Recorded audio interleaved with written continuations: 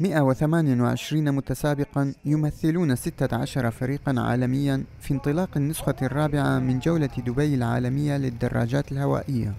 وتشمل المسابقة التي تقام تحت رعاية الشيخ حمدان بن محمد بن راشد ولي عهد دبي 6 إمارات باستثناء العاصمة أبو ظبي.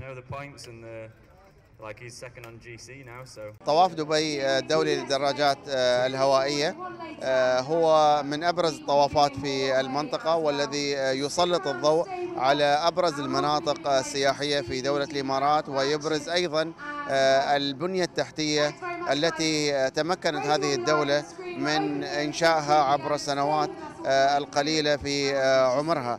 وهذا يعني من أبرز الأشياء التي يستطيع الإنسان أن ينشرها للعالم عن إنجازات هذه الدولة، دولة الإمارات العربية المتحدة. تبرز الجولة المعالم السياحية للإمارات، ويقطع الدراجون المشاركون في الجولة مسافة تتجاوز 800 كيلومتر على امتداد الإمارات الستة، وهي مسافة أكبر من المسافة التي قطعها المشاركون في النسخ الثلاثة الماضية.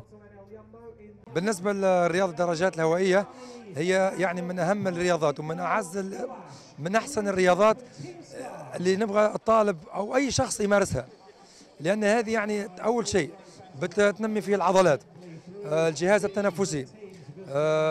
يعني احنا اليوم جبنا الطلاب، حتى الطلاب هذم يستفيدون من الخبرة هذا من الناس المشاركين. هذم أبطال عالم، مو بسهل انك تشوف بطل عالم اليوم، انت شفته على المباشر بطل عالم، احنا بطل عالم نشوفه في التلفزيون، فانت لا، هنا تشوفه على المباشر، ممكن تكلمه، ممكن تاخذ معه صورة، فهذا شيء يعني يعتبر ممتاز.